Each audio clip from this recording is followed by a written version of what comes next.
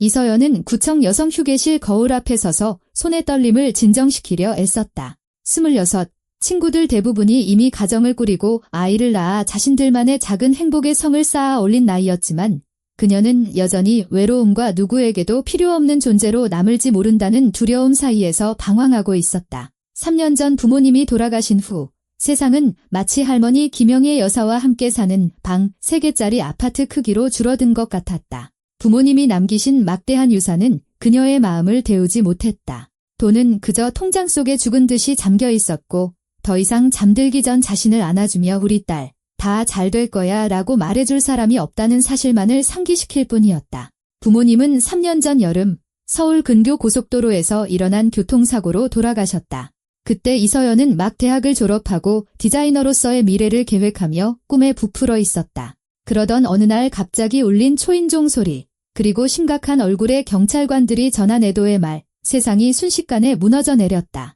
남은 것은 그녀와 심장이 좋지 않은 76의 김영희 할머니뿐이었다. 박지훈이 그녀의 삶에 나타난 것은 4개월 전, 작년 12월이었다. 서점에서의 우연한 만남이었다. 그는 높은 책꽂이에 있는 유명 소설가 이문열의 책을 향해 손을 뻗고 있었고 그녀는 윤동주의 평전을 손에 들고 그 옆에 서 있었다. 그가 미소를 지으며 친구에게 책을 선물하고 싶은데 사람의 아들이 괜찮을지 물었다. 그녀가 웃자 대화는 자연스럽게 이어졌다. 34, 훤칠한 키에 반듯한 이목구비, 차분한 목소리. 그는 완벽해 보였다.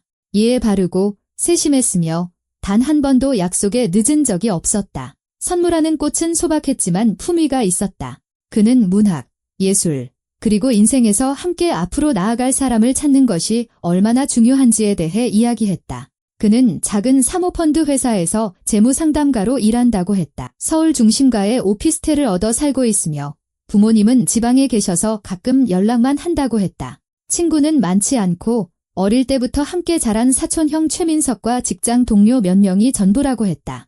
전 혼자인 게 편한 사람이에요. 박지훈이 말했다. 많은 사람이 필요 없어요. 곁에 있어줄 단 한 사람이면 돼요.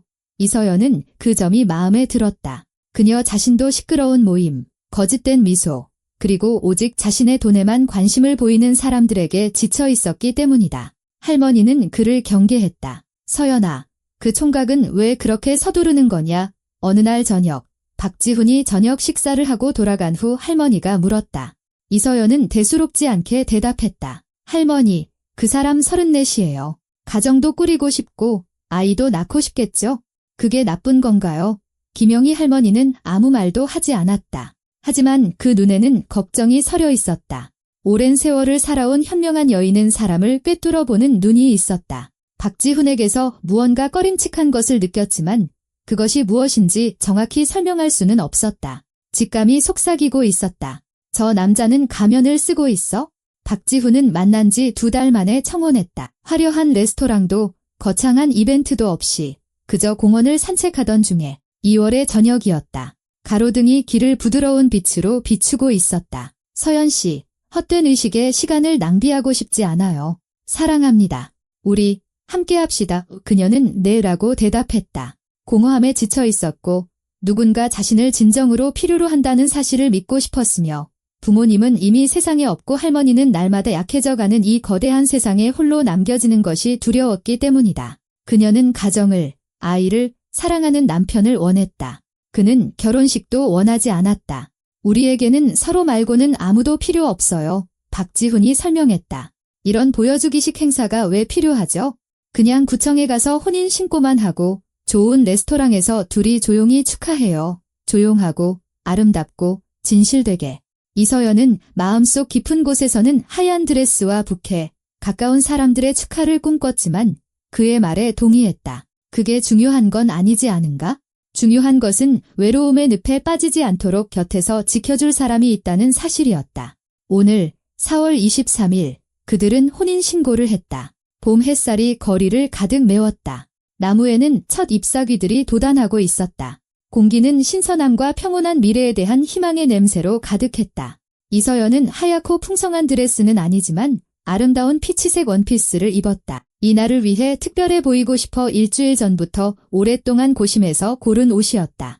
박지훈은 흰 셔츠에 회색 넥타이를 맨 검은 정장 차림으로 나타났다. 그의 손에는 은은한 향기를 풍기는 11송이의 아름다운 흰장미 부케가 들려 있었다. 흰장미는 순결의 상징이에요. 그가 부케를 건네며 말했다. 우리의 감정처럼. 절차는 금방 끝났다. 혼인 신고 접수실은 텅 비어 있었다. 오직 그들 두 사람과 억지 미소를 띤 50대의 통통한 여성 공무원뿐이었다. 그녀는 가족관계에 대한 의무사항을 낭독하고 혼인신고서에 서명해달라고 요청했다. 이서연이 펜을 잡았다. 긴장감에 손이 떨렸다. 서명이 삐뚤어졌다. 글자들이 번져 보였다. 박지훈은 자신감 넘치게 또렷하게 서명했다. 그리고 보석 없이 단순한 금으로 된 결혼 반지를 교환했다. 다이아몬드가 왜 필요해요? 박지훈이 말했었다. 이제 우리가 함께라는 게 중요한 거죠. 혼인관계증명서가 그녀의 핸드백 안으로 들어갔다. 이제 그녀는 박서연이었다. 그 성은 낯설고 어색하게 들렸다. 이 이름으로 서류에 서명하고 사람들이 자신을 그렇게 부르는 모습을 상상하려 했지만 생각이 엉키고 머릿속은 기묘한 공허함으로 가득 찼다. 구청 건물을 나서며 그녀가 느낀 것은 기쁨이 아니라 불안감이었다. 마치 무언가 중요한 것을 놓치고 알아채지 못하고 스쳐 지나간 것만 같았다. 박지훈은 그녀의 손을 잡고 나란히 걸었지만 그의 손가락은 차갑고 긴장되어 있었다.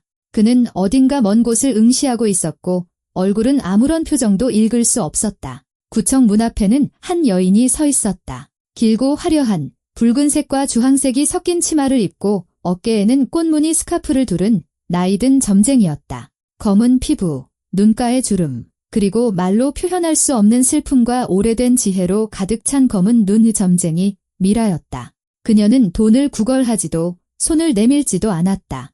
그저 서서 바라볼 뿐이었다. 미라는 마치 박지훈의 속을 꿰뚫어 보는 듯 그를 쳐다보고 있었다. 이서연이 아닌 바로 그를. 그 시선은 무겁고 평가하는 듯했으며 무언가를 이해하고 있는 듯했다. 그녀는 이전에도 이런 부류의 사람들을 많이 봐왔다.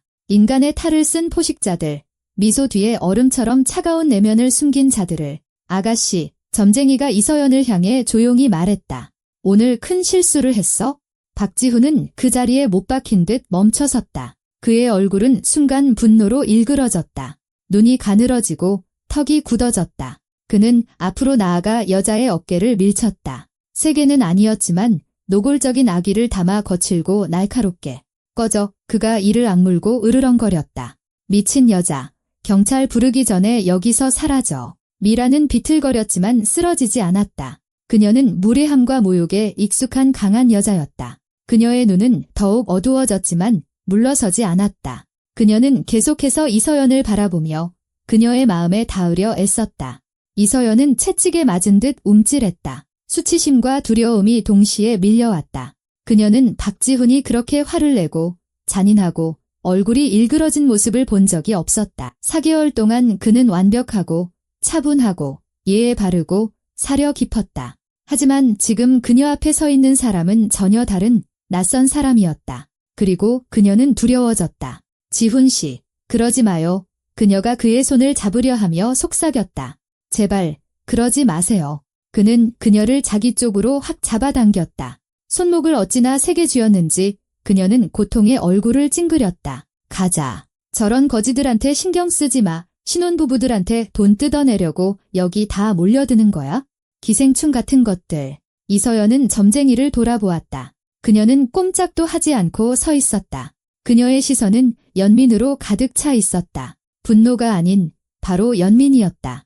마치 이서연을 안타까워하며 그녀가 재앙을 향해 걸어가고 있다는 것을 이해하는 듯했다. 그것은 말보다 더 무서웠다. 박지훈은 그녀를 차로 이끌었다. 이 날을 위해 특별히 예약했다는 창문이 검게 선팅된 검은색 고급 세단이었다. 레스토랑에는 멋지게 도착해야지. 어젯밤 그가 말했었다. 우리의 축제잖아, 서연아. 모든 게 완벽해야 해. 운전기사는 이미 운전석에 앉아 있었다. 무표정한 얼굴에 검은 유니폼을 입은 젊은 남자였다. 그는 그들을 쳐다보지도 않고 뒷문을 열었다. 이서연이 뒷좌석에 앉는 순간 그녀의 손에서 흰 장미 부케가 미끄러져 떨어졌다. 너무 힘없이 쥐고 있었던 탓이었다. 손가락이 저절로 풀렸다. 부케는 아스팔트 위로 떨어졌다. 몇몇 꽃잎이 찢겨져 나가 바람에 흩날렸다. 어머, 그녀가 꽃을 주우려 몸을 숙이며 나지막이 소리쳤다. 됐어. 박지훈이 옆자리에 앉으며 잘라 말했다. 가요. 그냥 꽃일 뿐이야. 새로 사줄게. 하지만 미라가 이미 다가와 있었다. 그녀는 부케를 집어들고는 그 자리에 얼어붙었다. 그녀의 얼굴이 창백해지고 손가락이 떨렸다. 그녀가 꽃을 얼굴 가까이 가져가 코로 숨을 들이마시자 눈이 공포로 커졌다. 장미향기 아래 숨겨져 있어 희미하고 거의 감지할 수 없는 냄새였지만 그녀는 그 냄새를 너무나도 잘 알고 있었다. 어두운 주술에 사용되는 약초들의 혼합물, 벨라돈나, 미치광이풀, 동말풀을 일반인은 알아챌 수 없는 극소량으로 섞은 것. 이 식물들은 즉시 사람을 죽이지는 않지만 다른 작용을 한다. 의지를 마비시키고 의식의 경계를 흐리며 사람을 유순하고 약하게 만든다. 누군가 이 부케에 의도적으로 손을 댄 것이다. 누군가 줄기와 꽃봉오리에 용액을 뿌려 숨을 들이쉬고 피부에 닿을 때마다 몸속으로 서서히 흡수되도록 한 것이다. 누군가 신부가 이 향기를 맡고 꽃을 손에 들고 미세한 입자들이 피부와 폐를 통해 흡수되기를 원했던 것이다. 미라는 평생 약초를 다루며 살았다. 그녀의 할머니는 약초꾼이었고 어머니도 마찬가지였다. 그녀는 사람을 치료하고 돕는 법을 알았지만 사람을 해치고 망가뜨리는 법 또한 알고 있었다. 이 부케는 교활하고 비열하며 눈에 띄지 않는 무기였다. 지체할 시간이 없었다. 단 1초도. 그녀는 박지훈이 이미 문을 닫고 있는 차를 향해 달려갔다.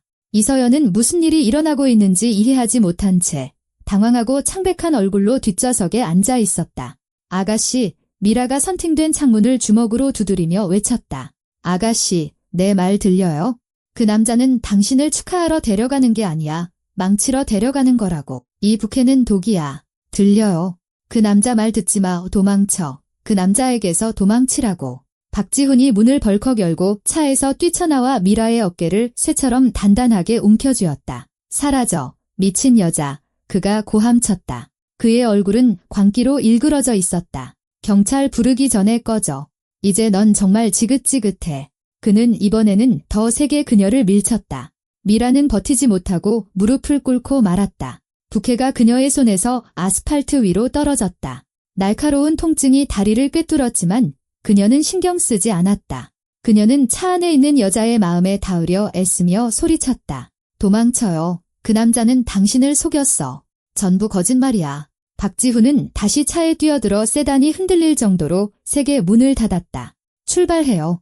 당장 그가 운전기사에게 쏘아붙였다. 세단이 움직이기 시작했다. 이서연은 뒤를 돌아보았다.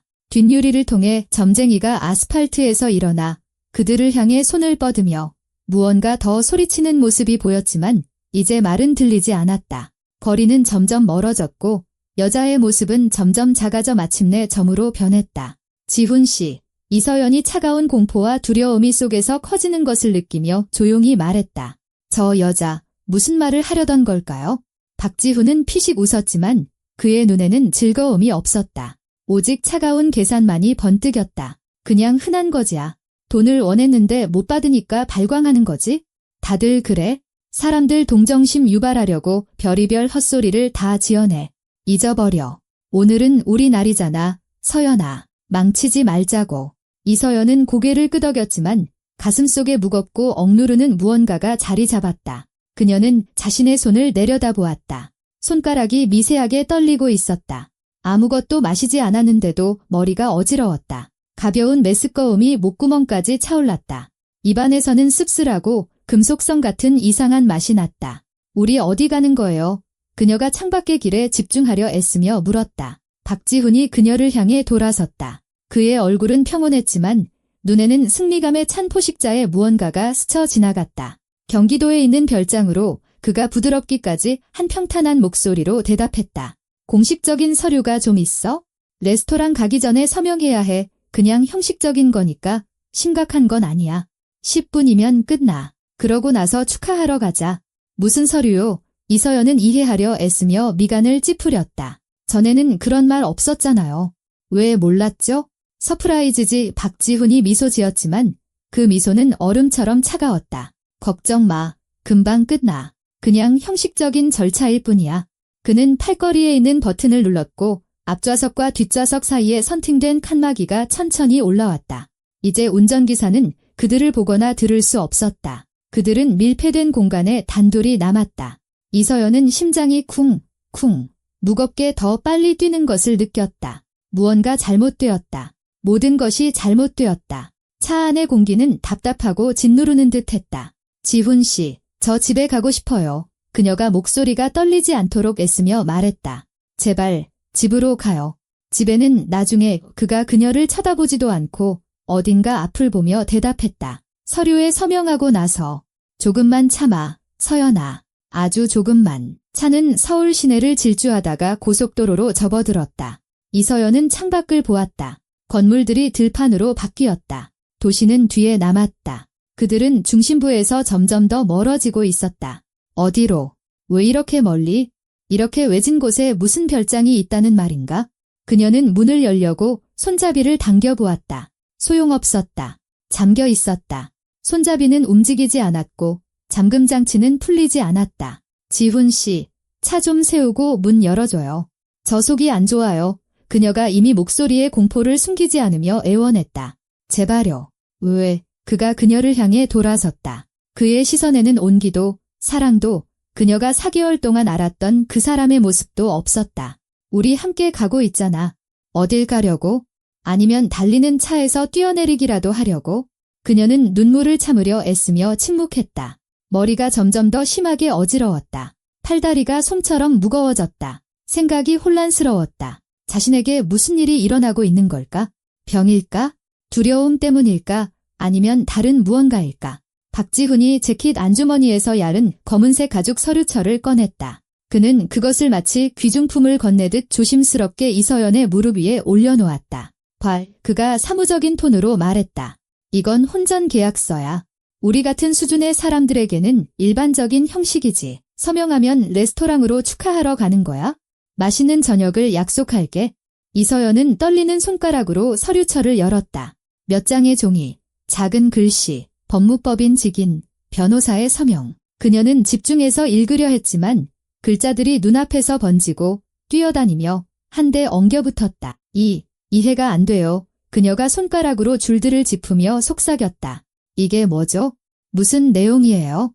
임시 혼전 계약서. 내용은 다 맞아. 나중에 공증받으면 되고. 박지훈이 끈기 있게 반복했다. 하지만 그의 목소리에는 강철 같은 차가움이 섞여 있었다. 당신은 내 아내야. 우리는 우리의 이익을, 우리의 공동재산을 보호해야 해, 알겠어? 이서연은 억지로 첫 페이지를, 그 다음 두 번째, 세 번째 페이지를 읽어 내려갔다. 그리고 한 줄 한 줄 읽을 때마다 그녀 안의 공포는 커져서 가슴을 채우고 목을 졸랐다. 문서에는 박지훈이 이서연, 이제는 박서연의 재산 사용에 대한 모든 권리를 갖는다고 명시되어 있었다. 그녀의 투자를 관리할 권리, 그녀의 동의 없이 부동산을 매각할 권리, 계좌를 개설하고 폐쇄할 권리, 유가증권을 처분할 권리, 그리고 가장 끔찍한 것은 그녀의 주도로 이혼할 경우 그녀는 정신적 피해와 시간 손실에 대한 보상으로 자기 재산의 절반에 해당하는 금액을 그에게 지급해야 한다는 조항이었다. 모든 것, 부모님이 남겨주신 평생의 노력으로 모으신 모든 것이 그의 완전한 통제하에 넘어가는 것이었다. 그녀는 꼭두각시가 되는 것이었다. 껍데기뿐인 존재가. 안 돼. 이서연이 등줄기를 타고 흐르는 식은땀을 느끼며 내뱉었다. 아니야. 이건 잘못됐어. 지훈 씨, 이건 내 상속 재산이에요. 결혼 전에 받은 거라고요? 법적으로 당신은 권리가 없어요? 이건 불법이에요. 권리 있어. 그가 그녀의 눈을 똑바로 쳐다보며 차갑게 말을 끊었다. 이제는 있어? 당신은 내 아내니까. 남편과 아내 사이에는 경계가 없어. 서연아, 모든 건 공동의 것이야. 이해 못하겠어? 난 우리를 보호하고 싶은 거야. 우리 가족을 보호해서 우리가 쌓아가는 것을 아무도 파괴하지 못하게 하려는 거라고. 하지만 이건 강도질이에요. 이서연의 목소리가 비명으로 터져나왔다. 그녀는 더 이상 참을 수 없었다. 내 모든 걸 빼앗아 가려는 거잖아요. 날 속였어. 처음부터 지금까지 계속 날 속인 거야. 박지훈은 마치 어리석은 아이에게 간단하고 명백한 진실을 설명하듯 한숨을 쉬었다. 서연아, 어리석게 굴지 마. 서명하고 축하하러 가자. 아주 간단해. 당신이 서명하면 우리는 레스토랑에 가서 샴페인을 마시고 인생을 즐기는 거야. 아니면 날 못 믿는 거야? 당신의 남편을, 당신을 사랑하는 사람을. 그녀는 그를 쳐다보았지만 알아볼 수 없었다. 이 남자는 낯설고 차갑고 잔인하며 계산적이었다. 그녀에게 김소월의 시를 읽어주고 별이 빛나는 하늘 아래서 사랑을 속삭였던 그 박지훈은 어디에 있는가? 평생 그녀를 돌보겠다고 약속했던 그 남자는? 그는 처음부터 존재하지 않았다. 그것은 완벽하게 짜여지고 세심하게 착용된 가면이었다. 4개월 동안 계산된 연극. 그리고 그녀는 순진한 바보처럼 그 덫에 걸려들었다. 이서연은 다시 문손잡이를 잡아당겨 보았다. 소용없었다. 중앙 잠금 장치로 잠겨 있었다. 날 보내줘요. 그녀가 속삭였다. 눈물이 뺨을 타고 흘렀다. 제발 이러고 싶지 않아요. 집에 데려다줘요. 서명해. 박지훈이 반복했다. 그의 목소리는 더 단단해졌다. 서명해. 서연아. 나를 초조하게 만들지 마. 나도 인내심에 한계가 있어. 차는 고속도로에서 비포장도로로 접어들었다. 아스팔트가 흙길로 바뀌었다. 차는 울퉁불퉁한 길 위에서 덜컹거리기 시작했다. 앞쪽 나무들 사이로 낡은 펜션이 보였다. 2층 창문이 판자로 막혀있는 2층짜리 건물이었다. 그곳은 황량하고 인적이 없었다. 주위에는 아무도 없고 오직 숲과 정적뿐이었다. 이서연은 깨달았다. 그녀는 덫에 걸렸고 탈출구는 없었다. 세단은 낡은 펜션 옆에 멈춰 섰다. 운전기사는 엔진을 끄고 문 잠금을 해제했지만 차에서 내리지 않았다. 박지훈이 먼저 내리고 나서 이서연에게 손을 내밀었다. 그녀는 그 손을 잡지 않고 차 문을 붙잡고 스스로 내렸다. 다리가 후들거렸고 머리는 점점 더 심하게 어지러웠다. 날 어디로 데려온 거예요? 그녀가 주위를 둘러보며 물었다. 여기가 어디죠? 내 사촌형 사무실. 박지훈이 짧게 대답했다. 여기서 서류에 서명할 거야? 들어가자. 그는 그녀의 팔꿈치를 잡고 집으로 이끌었다. 이서연은 벗어나려 했지만 힘이 없었다. 몸이 납으로 채워진 것 같았다. 한 걸음 한 걸음이 힘들었다. 현관문이 삐걱거리는 소리를 냈다. 안에서는 눅눅하고 먼지 낀 냄새가 났다. 복도는 좁고 어두웠다. 박지훈이 불을 켰다. 천장 아래의 희미한 전구가 공간을 겨우 비추고 있었다. 그들은 오른쪽 방으로 들어갔다. 벽이 허름한 넓은 거실, 낡은 소파, 그리고 중앙에 놓인 육중한 테이블. 창가에는 한 남자가 서 있었다. 키가 크고 어깨가 넓은 35살쯤 되어 보이는 남자였다. 밝은 머리카락은 뒤로 빗어넘겼고 회색 눈은 얼음처럼 차가웠다. 얼굴에는 비웃음이 걸려 있었다. 인사해. 서연아. 박지훈이 말했다. 이쪽은 최민석, 내 사촌형이자 최고의 친구야. 최민석은 손을 내밀지도 않고 고개를 끄덕였다. 안녕, 신부님. 아니, 이제 부인인가? 그가 웃었다. 자, 앉아. 시간 끌지 말자고. 이서연은 문틀에 기댄 채 서 있었다. 도망칠 곳이 없다는 것을 깨달았다. 주위는 숲이고 가장 가까운 마을까지는 좋기 10km는 될 것이었다. 휴대폰은 핸드백에, 핸드백은 차 안에 있었다. 소리를 지른다 해도 아무도 듣지 못할 것이다. 앉아. 서연아. 박지훈이 테이블 옆 의자를 가리키며 다시 말했다. 그녀는 천천히 다가가 의자에 앉았다. 다리가 떨렸고 손은 무릎 위에 힘없이 놓여 있었다. 최민석이 테이블 위로 서류철을 던졌다. 박지훈이 차 안에서 그녀에게 보여주었던 바로 그것이었다. 여기 계약서. 그가 사무적으로 말했다. 읽을 필요 없어. 다 표준적인 거야. 서명하면 자유야. 이서연은 그를 올려다보았다. 서명 안 할 거예요. 그녀가 조용하지만 단호하게 말했다. 이건 불법이에요. 당신들은 내 재산에 대한 권리가 없어요. 최민석이 테이블 가장자리에 걸터앉아 고개를 끄덕였다. 권리 있지. 그가 차분하게 말했다. 당신은 지훈이 아내잖아. 그럼 당신들 건 다 공동의 것이지. 법이 그래. 아가씨. 몰랐어. 결혼 전에 변호사라도 선임했어야지. 이건 상속 재산이에요. 이서연의 목소리가 떨렸다. 결혼 전에 받은 거란 말이에요. 법적으로 이건 내 것이에요. 법적으로는 그렇지. 최민석이 비웃었다. 근데 현실에서는 어떻게 합의하느냐에 달렸지? 그래서 지금 우리가 합의하는 중이잖아. 서명하면 아무 문제 없어. 당신은 평온하게 살고 지훈이도 평온하게 살고 모두가 행복하지? 만약 서명 안 하면요. 박지훈이 뒤에서 다가와 그녀의 어깨에 손을 얹었다. 무겁고 억압적이었다. 만약 서명 안 하면 그가 천천히 말했다. 아주 불쾌한 일을 겪게 될 거야. 우린 부부야. 서연아, 난 많은 것에 대한 권리가 있어? 아주 많은 것에? 당신도 알잖아. 이서연은 등골을 타고 흐르는 냉기를 느꼈다. 그녀는 깨달았다. 그들은 무엇이든 할 준비가 되어 있었다. 이 사람들은 멈추지 않을 것이다. 그들은 모든 단계를 계획했다. 이걸 얼마나 오래 계획했어요? 그녀가 박지훈을 쳐다보며 물었다. 언제부터 날 속이기로 결심했어요?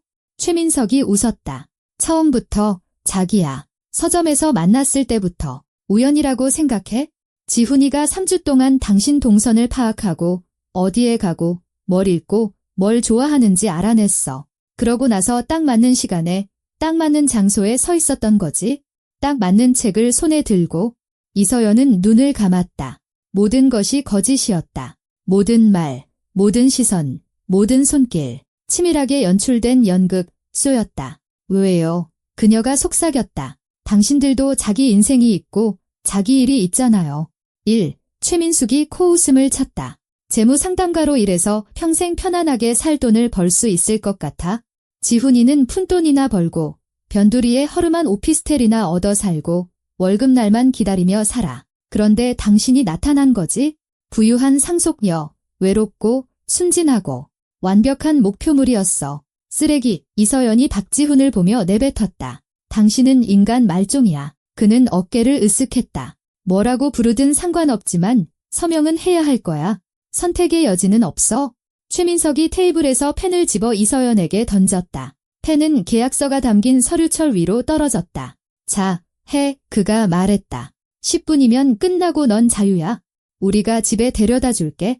할머니한테는 얼마나 멋진 하루를 보냈는지 얘기하면 되고 모두가 행복할 거야. 내가 경찰에 가면요. 이서연이 고개를 들며 물었다. 모든 걸 다 말할 거예요. 뭘 말하게? 박지훈이 그녀에게 몸을 숙였다. 당신의 법적 남편이 혼전계약서에 서명해달라고 요청했다고? 그건 정상적인 절차야. 서연아. 부부 절반은 그렇게 해. 아무도 당신 말을 믿지 않을 거야. 신혼부부가 싸웠나 보네. 그럴 수도 있지라고 하겠지? 부캐에 대해서 말할 거예요. 독에 대해서요. 최민석이 폭소를 터뜨렸다. 무슨 독? 당신 아파. 무슨 망상을 하는 거야? 그 부캐는 그냥 꽃집에서 산 평범한 거야? 지훈이가 일주일 전에 주문했어. 영수증도 있어. 구청 문 앞에서 돈 구걸하는 뜨내기 점쟁이 말을 누가 믿을 것 같아. 이서연은 깨달았다. 그들은 모든 것을 세세하게 계획했다. 모든 단계, 모든 세부 사항을. 그녀는 빠져나갈 수 없는 그물에 걸렸다. 서명 안 해요. 그녀가 반복했다. 차라리 날 죽여요. 그래도 서명 안 해. 박지훈이 몸을 바로 하고 창가로 걸어가 유리 너머의 숲을 보며 잠시 말없이 서 있다가 돌아섰다. 좋아, 그가 말했다. 그럼 다른 방법으로 하지? 넌 여기서 지하실에 머물게 될 거야? 하루, 이틀, 아니면 일주일, 필요한 만큼. 밥도 없고 물도 없이 마음이 바뀔 때까지. 이서연이 의자에서 벌떡 일어났지만 다리에 힘이 풀렸다. 그녀는 의자 등받이를 잡았다. 당신들, 날 납치한 거예요. 아니, 최민석이 미소 지었다. 당신은 남편과 함께 그의 사촌형 사무실에 자의로 온 거야? 아무도 억지로 끌고 오지 않았어. 운전기사가 증언해 줄 거야. 운전기사는 당신들 사람이잖아요. 물론이지. 우리가 아무 택시나 불렀을 것 같아. 최민석이 가까이 다가왔다. 들어봐, 아가씨. 똑똑한 것 같은데 왜 고생을 사서 해? 서류에 서명하고 편하게 살아. 지훈이가 돈을 관리할 거야? 당신은 그가 허락하는 만큼 쓰면 되고. 공평하잖아. 공평하다고. 이서연은 눈물 너머로 웃었다. 이걸 올바르다고 하는 거야. 박지훈이 차갑게 대답했다. 당신은 돈을 관리할 줄 몰라. 어린애 같다고. 당신에게는 유능한 후견인이 필요해. 내가 그 역할을 할 거야. 이서연은 다시 의자에 주저앉았다. 기운이 빠져나가고 있었다. 머리가 깨질 듯이 아팠다. 생각이 혼란스러웠다. 어떻게 해야 할까? 어떻게 빠져나갈 수 있을까? 그녀는 할머니를 생각했다. 김영희 할머니는 그녀의 전화를 기다리고 있을 것이다.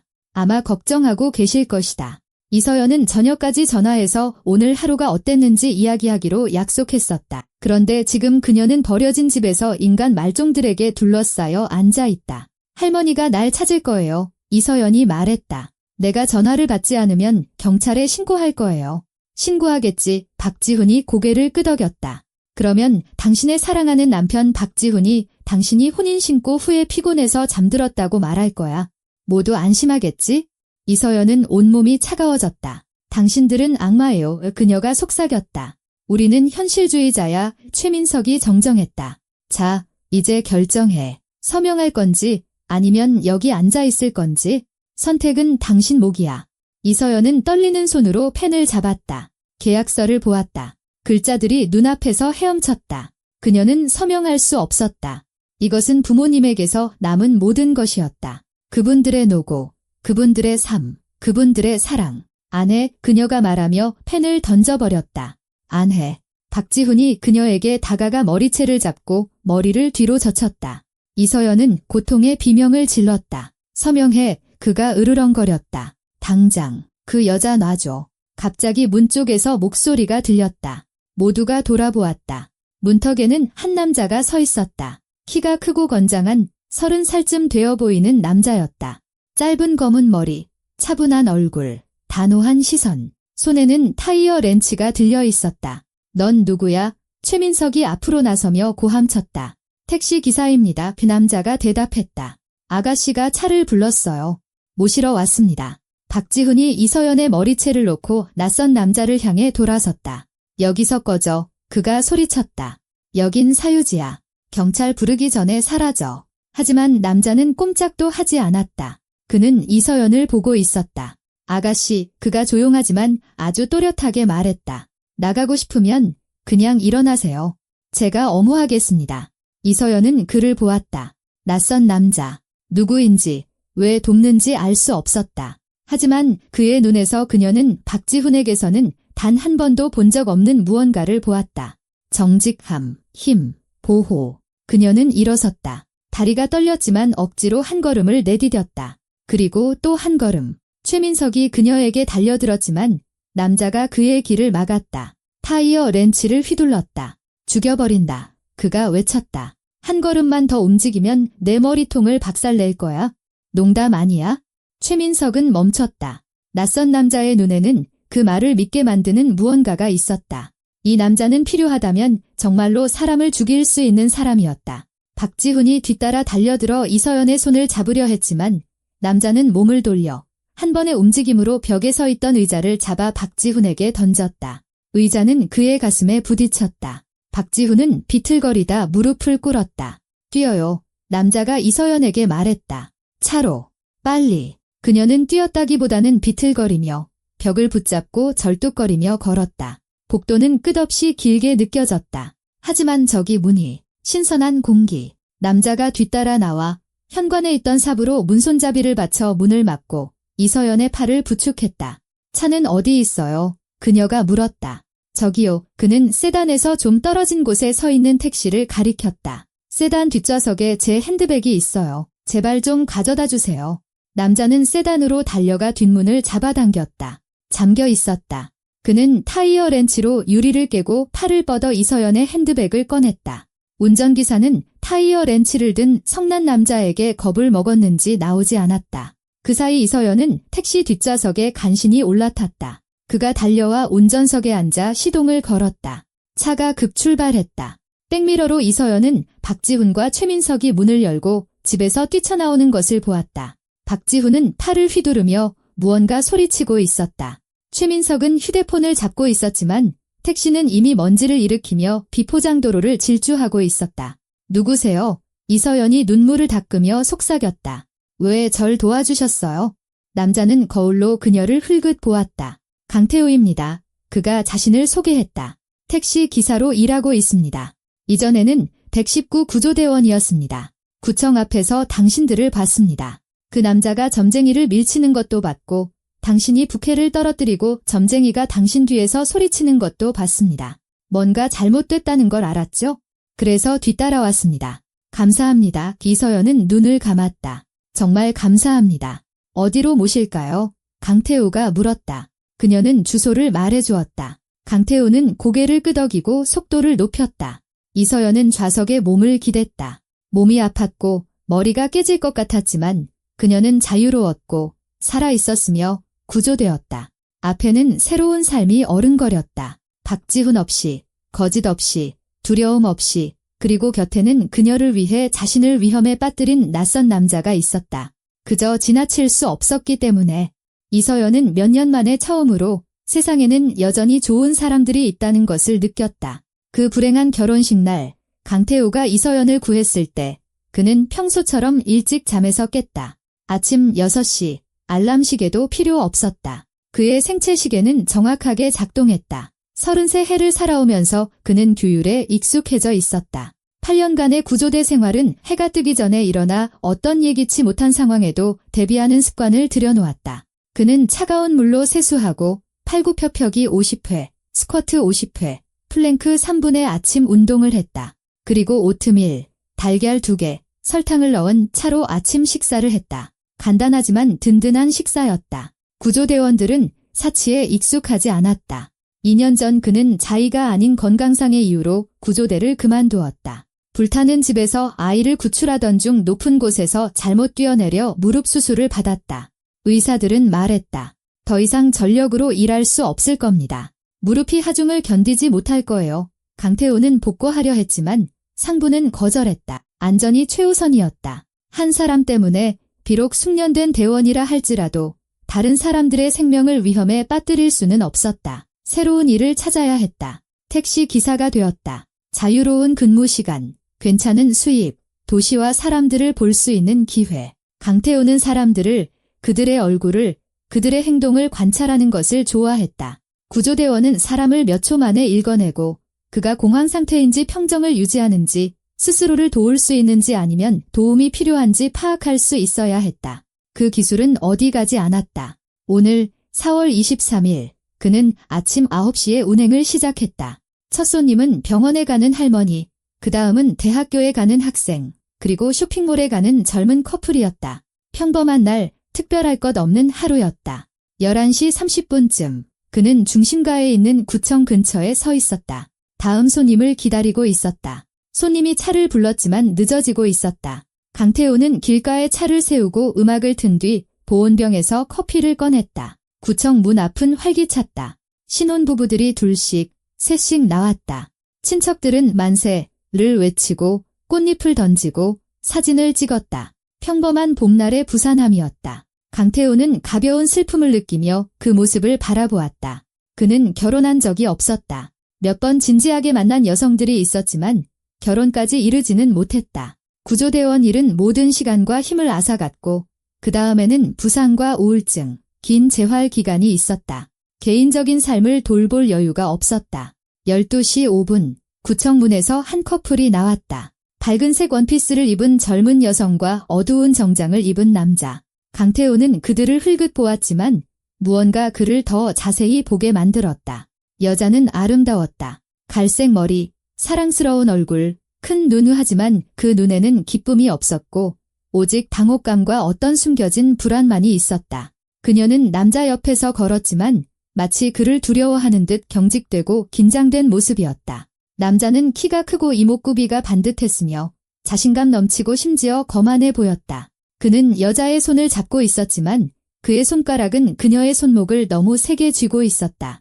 강태호는 그것을 알아차렸다. 문 앞에는 점쟁이가 서 있었다. 화려한 치마와 스카프를 두른 나이든 여인이었다. 그녀는 그 커플을 보고 있었고 그녀의 눈에는 무언가 불안한 기색이 있었다. 아가씨, 점쟁이가 말했다. 강태호는 그 말을 들었다. 차창이 약간 열려 있었다. 오늘 큰 실수를 했어? 남자가 휙 돌아섰다. 그의 얼굴은 분노로 일그러졌다. 그는 점쟁이에게 다가가 어깨를 밀쳤다. 꺼져, 이 쓰레기 같은 게, 그가 소리쳤다. 미친 여자, 여기서 사라져. 강태호는 운전석에서 몸을 바로 세웠다. 119 구조대에서 일하며 쌓인 본능과 경험이 즉각적으로 반응했다. 이 남자는 공격적이고 위험하다. 그리고 그 옆의 여자는 위험에 처해 있다. 점쟁이는 비틀거렸지만 쓰러지지 않았다. 밝은 원피스를 입은 여자는 움찔하며 무언가 말하려 했지만 남자는 그녀를 자기 쪽으로 잡아당겨 세단으로 이끌었다. 강태호는 그들을 시선으로 쫓았다. 여자는 점쟁이를 돌아보았고 그녀의 눈에는 간청이 담겨 있었다. 말없는 도움의 요청. 그녀가 차에 타려 할 때 손에서 부케가 떨어졌다. 흰 장미가 아스팔트 위로 떨어졌다. 남자는 그녀에게 무언가 퉁명스럽게 말하며 몸을 숙여 꽃을 줍지 못하게 했다. 점쟁이가 다가와 부케를 집어들었다. 강태호는 그녀가 그것을 얼굴 가까이 가져가 냄새를 맡고는 창백해지는 것을 보았다. 그녀는 차로 달려가 창문을 두드리며 무언가 소리치기 시작했다. 남자가 세단에서 뛰쳐나와 이번에는 더 세게 점쟁이를 밀쳤다. 여자는 무릎을 꿇었다. 그는 다시 차에 뛰어들어 문을 쾅 닫았다. 세단이 출발했다. 강태호는 시동을 걸었다. 생각하거나 재보지 않고 그저 시동을 걸고 뒤를 따랐다. 구조대원의 경험이 속삭였다. 여자가 위험에 처해 있어? 심각한 위험에 남자는 공격적이고 거칠며 자신을 통제하지 못한다. 점쟁이는 독과 사기에 대해 무언가 소리쳤다. 그녀가 미친 사람일 수도 있다. 하지만 중요한 무언가를 본 것일 수도 있다. 강태호는 거리를 유지했다. 검은 세단은 대로를 지나 고속도로로 접어들었다. 빠르게 달렸지만 규칙을 위반하지는 않았다. 전문 운전기사는 자기 일을 잘 알고 있었다. 강태호는 가까이 다가가지 않고 뒤를 따랐다. 택시에는 구조대 시절부터 쓰던 낡은 타이어 렌치가 있었다. 만약을 대비해 항상 차에 싣고 다녔다. 도로에서 무슨 일이 일어날지 모르니까.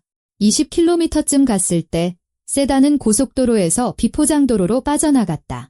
강태호는 속도를 줄여 몇 초간 기다렸다가 뒤를 따랐다. 흙길, 울퉁불퉁함, 먼지. 차가 흔들렸지만 그는 핸들을 굳게 잡았다. 앞쪽에 펜션이 보였다. 낡고 사람이 살지 않는 버려진 곳 옷세단은 그 집 옆에 멈췄다. 강태호는 보이지 않도록 나무 뒤편에 차를 세웠다.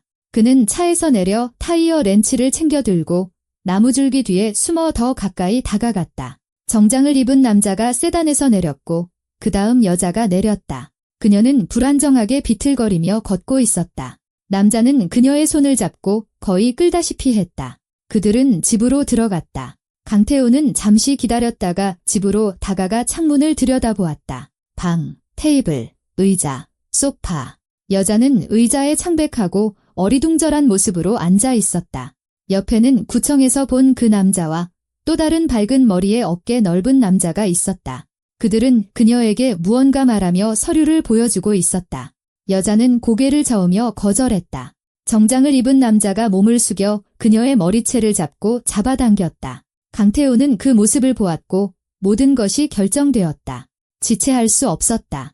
그는 문으로 다가가 손잡이를 돌려보았다. 잠겨 있었다. 발로 한 번, 두 번 찼다. 문이 밀리며 활짝 열렸다. 강태호는 집으로 들어갔다. 복도는 희미한 불빛으로 어두웠다. 그는 목소리가 들리는 방으로 가 문을 열었다.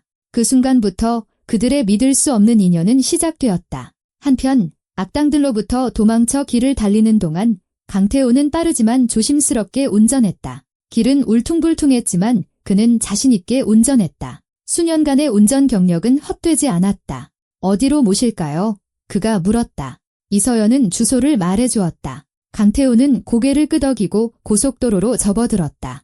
여자는 좌석에 몸을 기대고 눈을 감았다. 그녀는 떨고 있었다. 강태호는 그녀가 따뜻해지도록 난방을 켰다. 성함이 어떻게 되시죠? 그가 물었다.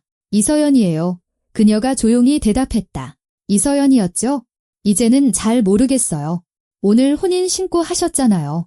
네, 그리고 그건 제 인생 최악의 실수였어요.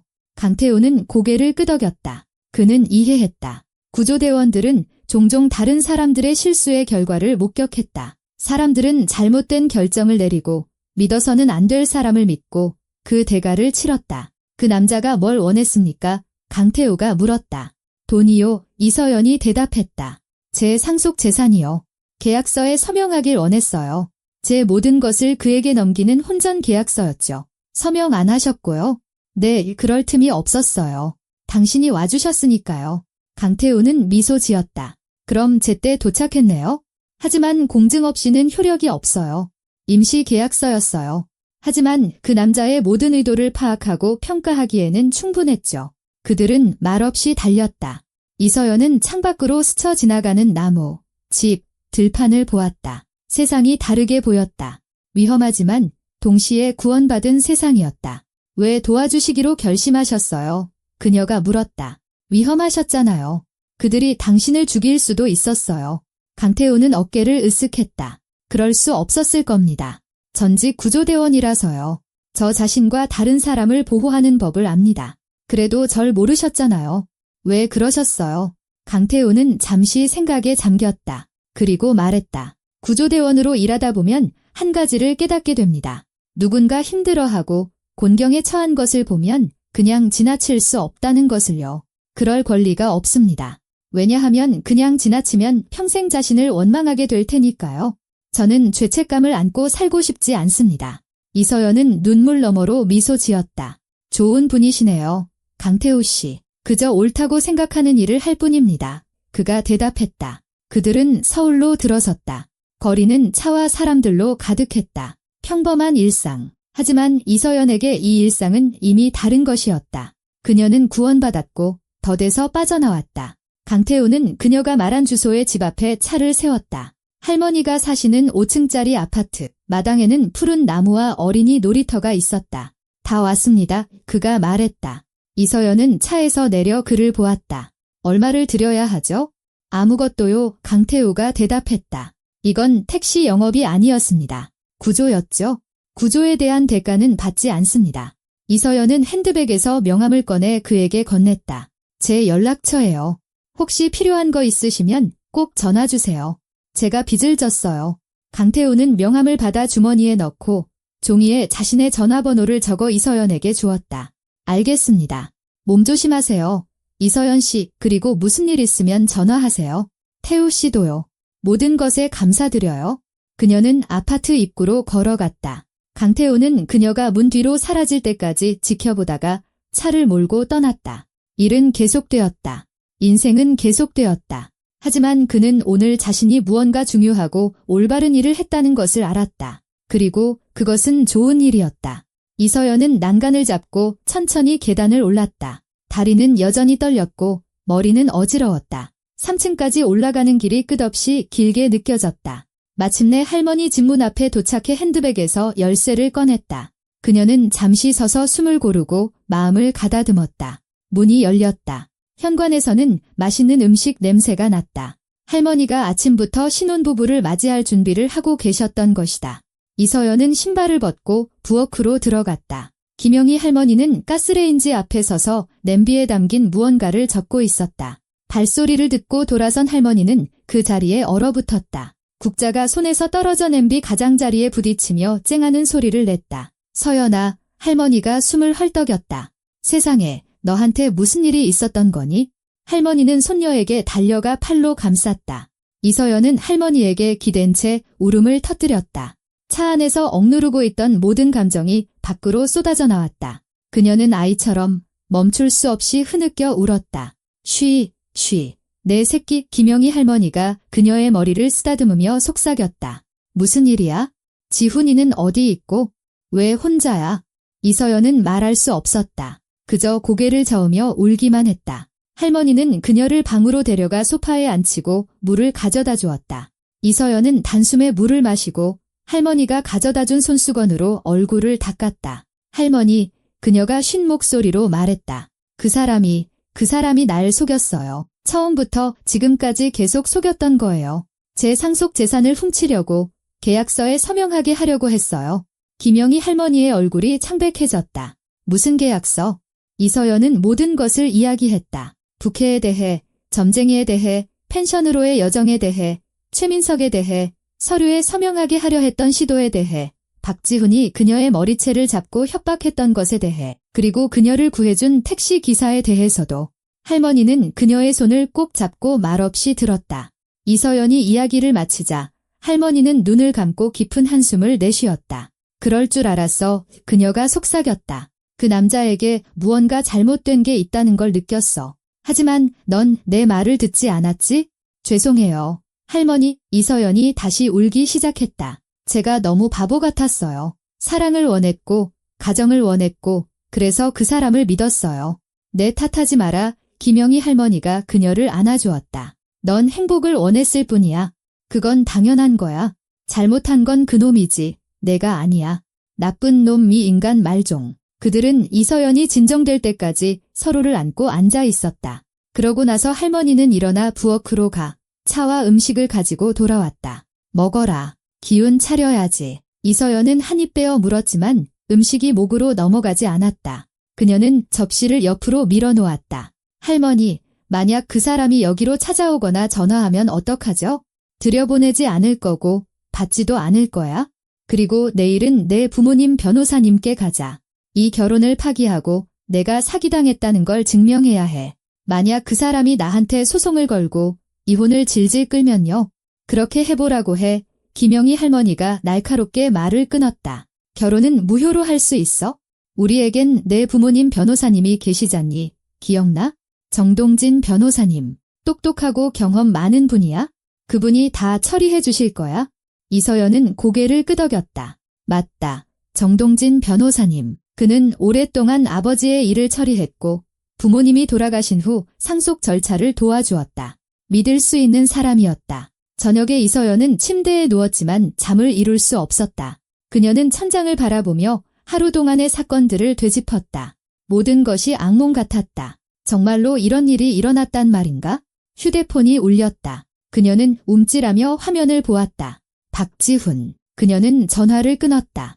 1분 후 다시 전화가 왔다. 다시 끊었다. 그러자 메시지가 왔다. 서연아, 내가 다 오해한 거야? 우리 얘기 좀 하자. 사랑해. 그녀는 그의 번호를 차단하고 모든 메신저에서도 그를 차단했다.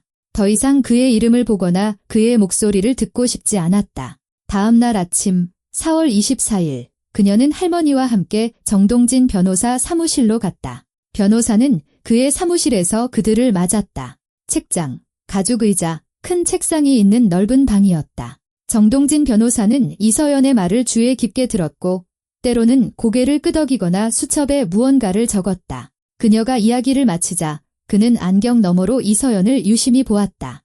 이서연 씨, 해결 가능한 상황입니다. 그가 차분하게 말했다. 어제 혼인신고를 하셨고 계약서는 공증을 받지 않았습니다. 이것이 핵심입니다. 그는 당신의 재산에 대한 권리가 없습니다. 결혼 전에 당신이 받은 모든 것은 당신의 것으로 남습니다. 만약 그가 우기고 소송을 걸면요. 소송을 걸라고 하죠. 그에게는 근거가 없습니다. 오히려 당신이 혼인 무효 소송을 제기할 수 있습니다. 근거는 사기입니다. 그는 자신의 진짜 의도를 숨기고 당신을 기만했습니다. 이것은 강력한 논거입니다. 그 점쟁이는요. 부캐에 독이 들었다고 소리쳤어요. 그게 사실이에요. 정동진 변호사는 미간을 찌푸렸다. 그걸 증명하기는 어렵습니다. 부캐는 구청 앞에 남겨졌고 아마 버려졌을 겁니다. 감정은 불가능하지만 이 사실을 추가적인 논거로 언급할 수는 있습니다. 그가 심리적 압박 수단을 사용했다는 것을 보여줄 겁니다. 택시 기사님은요. 그분은 증인이에요. 제가 끌려가는 걸 봤어요. 저를 어떻게 구했는지 말해줄 거예요. 훌륭한 증인이군요. 그의 연락처가 필요합니다. 그가 당신의 말을 확인해 줄 겁니다. 이서연은 핸드백에서 강태호의 전화번호가 적힌 종이를 꺼내 변호사에게 건넸다. 그는 번호를 옮겨 적었다. 좋습니다. 제가 그와 연락해서 이야기해 보겠습니다. 이서연 씨, 박지훈과 최민석을 상대로 경찰에 고소장을 제출해야 합니다. 혐의는 사기 미수, 서명 강요, 폭력 위협입니다. 그들이 감옥에 가게 될까요? 아마 아닐 겁니다. 증거가 간접적이라서요. 하지만 이것은 그들에게 심각한 문제를 일으킬 겁니다. 경찰이 조사를 하고 그들을 신문할 겁니다. 이것은 그들이 물러나게 만들 겁니다. 당신과 엮이는 것이 위험하다는 것을 깨닫게 되겠죠. 이서연은 고개를 끄덕였다. 정동진 변호사의 말이 옳았다. 단호하게 행동해야 했다. 그 악당으로부터 자신을 보호해야 했다. 이틀 후인 4월 26일 그녀는 경찰에 고소장을 제출하고 일어난 모든 일을 설명하며 진술했다. 수사관은 그녀의 말을 기록하고 조사를 약속했다. 같은 날 정동진 변호사는 법원에 혼인 무효 소송을 제기했다. 근거는 사기, 기만, 피고의 악의적인 행동이었다. 그는 서류에 이서연의 경찰 고소장 사본을 첨부했다. 다음 날 박지훈이 모르는 번호로 전화를 걸어왔다. 이서연이 실수로 받았다. 서연아, 나한테 경찰 고소장을 냈더군. 후 그의 목소리는 분노에 차 있었고 위협적이었다. 내가 무슨 짓을 하는지 알아? 난 내 법적 남편이고 넌 내 아내야. 나한테 이렇게 할 권리 없어. 알아요. 그녀가 단호하게 대답했다. 진작 했어야 할 일을 하는 거예요. 다시는 전화하지 마요. 후회하게 될 거야. 그가 소리쳤다. 내 돈을 빼앗을 방법을 찾고 말겠어. 그녀는 전화를 끊고 번호를 차단했다. 그의 뻔뻔함에 분노로 몸이 떨렸지만 그녀는 이겨냈다. 5월 1일 경찰은 박지훈과 최민석을 소환하여 조사했다. 정동진 변호사는 법 집행기관에 있는 지인을 통해 이 사실을 알게 되었다. 두 사람은 모든 것을 부인하며 오해라고, 이서연이 모든 것을 꾸며냈다고, 그들은 단지 좋은 의도였을 뿐이라고 진술했지만 수사관은 믿지 않았다. 너무 많은 우연의 일치, 너무 의심스러운 행동이었다. 최민석은 재조사를 받았다. 문서를 작성한 변호사를 찾아냈고 변호사는 진술했다. 최민석이 한 달 전 형을 위해 계약서를 주문했고 최대한 가혹하게 만들어달라고 요청했다는 것이었다. 이것은 증거였다. 최민석은 공황 상태에 빠지기 시작했다. 일이 이렇게까지 커질 줄은 예상하지 못했다. 모든 것이 조용히 소란 없이 끝날 것이라고 생각했다. 그런데 이제 경찰 조사라니. 그는 박지훈에게 전화했다. 얘야, 난 문제에 휘말리기 싫어. 이 일에서 빠질 거야? 내가 알아서 해. 하지만 날 끌어들이지 마. 날 배신하는 거야. 박지훈이 울부짖었다. 내가 이 계획을 짰잖아. 내가 다 잘 될 거라고 했잖아. 내가 짰지만 너도 동의했어. 내가 그 여자랑 결혼했잖아. 내 잘못이 더 커. 알아서 해결해. 최민석은 전화를 끊었다. 오랜 사촌 형제 간의 우정은 끝난 것 같았다. 5월 10일 법원은 혼인 무효 소송의 예비 심리를 지정했다. 이서연은 정동진 변호사와 함께 출석했다. 박지훈은 변호사 없이 혼자 왔다. 그는 초췌하고 화가 나 있으며 눈빛이 죽어 보였다. 판사는 양측의 말을 들었다. 이서연은 자신의 입장을 설명했다. 박지훈은 모든 것이 거짓말이라고 부인하며 자신은 그녀를 사랑했고 가정을 꾸리고 싶었을 뿐이라고 말했다. 하지만 판사는 경험 많은 여성이었다. 그녀는 박지훈 같은 사람들을 본 적이 있었다. 그녀는 사건 자료를 읽고 이서연이 말한 모든 것을 확인해준 강태우의 진술을 검토했다. 박지훈 씨, 판사가 차갑게 말했다. 저는 당신이 금전적 목적을 위해 결혼을 했다고 믿을 만한 근거가 있습니다. 법원은 감정을 명할 것입니다. 당신의 재정 서류, 메시지 기록, 통화 기록에 대한 조사가 이루어질 것입니다. 만약 당신이 정말로 사기를 통해 원고의 재산을 차지하려 계획했다는 것이 밝혀지면 당신은 형사 책임을 지게 될 것입니다. 그리고 저는 이 자료를 경찰에 넘길 것입니다. 박지훈은 창백해졌다. 그는 게임이 끝났다는 것을 깨달았다. 모든 청구를 포기하겠습니다. 그가 중얼거렸다. 결혼을 무효로 해주십시오. 이 일을 제기하지 않겠습니다. 판사는 고개를 끄덕였다. 좋습니다. 이서연 씨와 박지훈 씨의 결혼은 10일 후에 무효가 될 것입니다. 피고는 항소할 권리가 있지만 제가 이해하기로는 항소하지 않을 것 같군요. 안 하겠습니다. 박지훈이 속삭였다. 이서연은 가벼운 마음으로 법정을 나섰다. 마침내 모든 것이 끝났다. 그녀는 자유였다. 박지훈이 뒤따라 나와 기둥 옆에 멈춰 서서 증오에 찬 눈으로 그녀의 뒷모습을 보았다. 그는 모든 것을 잃었다. 이 사기에 4개월을 낭비했지만 결국 남은 것은 아무것도 없었다. 돈도, 아내도, 미래도, 오직 수치심과 감옥에 갈 위협뿐이었다. 최민석은 사라졌고 전화를 받지 않았으며 집을 옮겼다. 박지훈은 그를 찾았지만 소용없었다. 사촌형은 그를 배신하고 버렸다.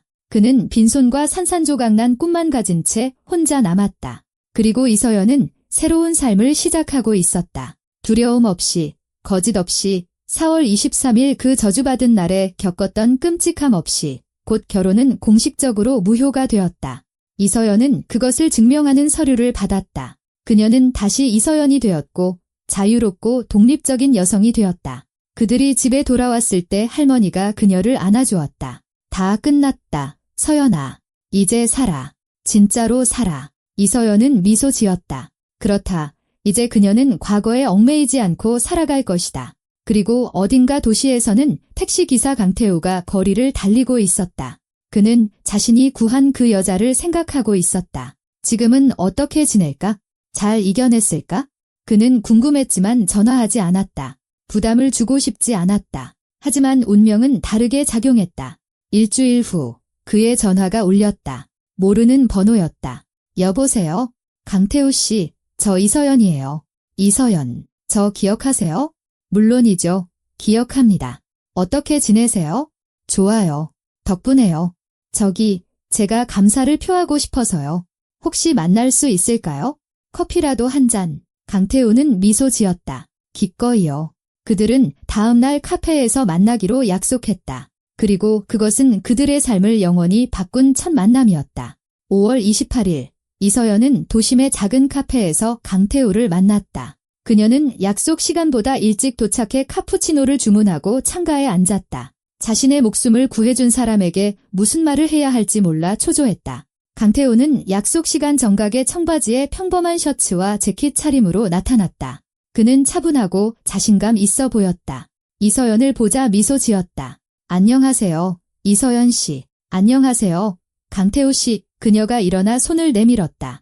그는 그녀의 손을 단단하지만 조심스럽게 잡았다. 그들은 마주보고 앉았다. 강태우는 에스프레소를 주문했다. 요즘 어떠세요? 그가 물었다. 다 괜찮으신가요? 네, 이서연이 고개를 끄덕였다. 덕분에요. 결혼은 무효가 됐어요. 박지훈도 더 이상 연락 안 하고 최민석은 사라졌어요. 경찰은 증거가 부족해서 사건을 종결했지만 그들도 겁을 먹고 더 이상 나타나지 않아요.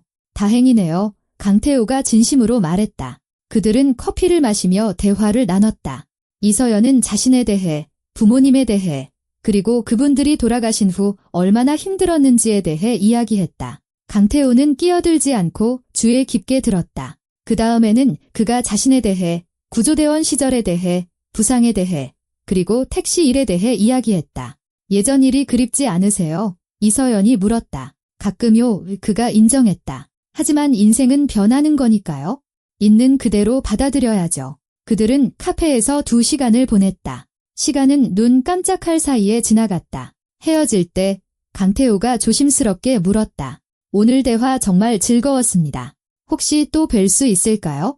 물론이죠. 이서연이 대답했다. 그들은 정기적으로 만나기 시작했다. 일주일에 한 번, 그러다 더 자주 공원을 산책하고 영화를 보고 그저 대화를 나눴다. 이서연은 그와 함께 있으면 마음이 편안했다. 그는 아무것도 요구하지 않았고 압박하지 않았으며 서두르지 않고 그저 곁에 있어 주었다. 김영희 할머니는 6월 초에 강태우를 만났다. 이서연이 그를 저녁 식사에 초대했다. 현명한 할머니는 즉시 이 남자가 다르다는 것을 느꼈다. 믿음직하고 정직했다. 태우 총각 오 할머니가 그에게 음식을 덜어주며 말했다. 우리 서연이가 총각이 자기를 구해줬다고 하더군. 정말 고마워요. 서연이는 내게 남은 전부인데 참 착한 아이예요. 저는 그냥 도왔을 뿐입니다. 그가 겸손하게 대답했다. 그냥이 아니지. 목숨을 걸었잖아요. 진심으로 감사해요. 강태우는 고개를 끄덕였다. 감사 인사가 어색했지만 그는 이 두 여인에게 자신이 정말로 중요한 일을 했다는 것을 이해했다. 저녁 식사 후 김영희 할머니는 이서연을 부엌으로 불렀다. 좋은 남자야, 그녀가 조용히 말했다. 놓치지 마라. 그런 사람 드물어. 이서연은 미소 지었다. 그녀 자신도 그것을 알고 있었다. 몇 주가 흘렀다.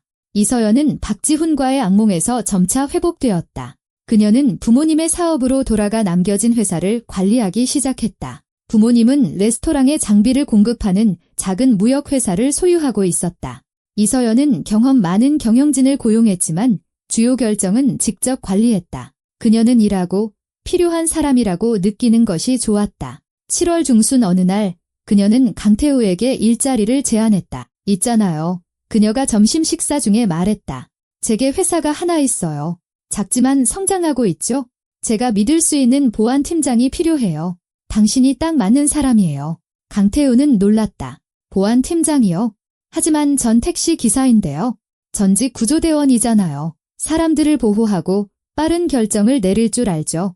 바로 그게 필요해요. 급여도 좋고 근무 시간도 유연해요.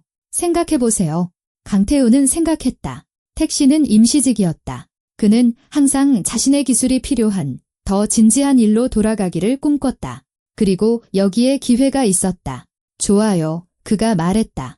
해볼게요. 그는 8월에 일을 시작했다. 사무실과 창고의 보안을 조직하고 모든 직원의 신원을 확인했다. 보안의 몇 가지 취약점을 찾아내고 해결했다. 이서연은 만족했다. 그는 전문가였고 그들의 관계는 더욱 가까워졌다. 그들은 일뿐만 아니라 저녁에도 함께 더 많은 시간을 보냈다. 산책을 하고 연극을 보고 전시회에 갔다. 삶, 꿈, 과거에 대해 모든 것을 이야기했다. 이서연은 자신이 사랑에 빠지고 있다는 것을 깨달았지만 스스로에게 인정하기를 두려워했다. 박지훈에게서 받은 상처가 너무나 선명했다. 다시 마음을 여는 것이 너무나 두려웠다. 강태우도 우정 이상의 무언가를 느꼈지만 서두르지 않았다.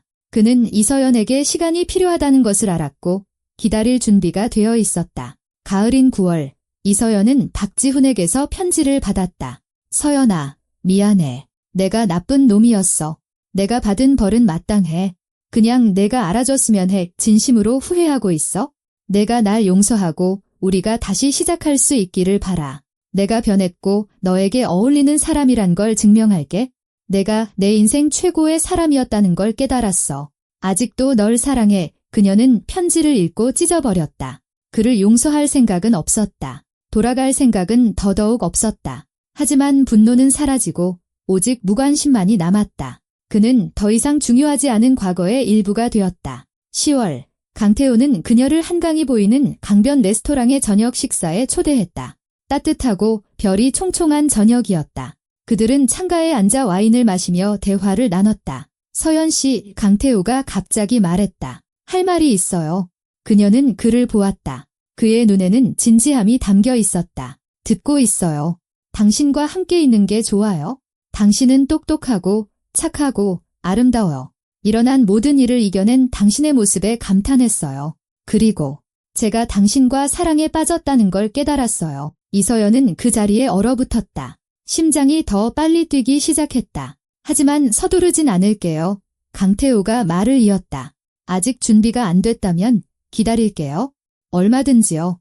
그냥 당신이 알아줬으면 했어요. 이서연은 미소 지었다. 눈물이 눈가에 맺혔지만 그것은 기쁨의 눈물이었다. 저도 당신과 사랑에 빠졌어요. 그녀가 조용히 말했다. 오래전부터요. 그냥 인정하기가 두려웠어요. 강태우는 미소 지으며 그녀의 손을 잡았다. 그럼 우리 함께인 거네요. 네, 함께해요. 그들은 처음으로 입을 맞췄다. 부드럽고 조심스럽게. 그리고 이서연은 이것이 옳고 진짜라는 것을 느꼈다. 몇 달이 흘렀다. 그들은 만나고 함께 일하고 계획을 세웠다. 이서연은 강태우를 친구들에게 소개했다. 모두가 말했다. 두 사람 완벽한 커플이야. 김영희 할머니는 기뻐했다. 그녀는 손녀가 이 남자 곁에서 활짝 피어나고 삶으로 돌아오는 것을 보았다. 다음 해봄 4월, 그 끔찍했던 날로부터 정확히 1년 후 강태우는 청혼했다. 그들은 예전에 박지훈이 이서연에게 청혼했던 바로 그 공원을 걷고 있었다.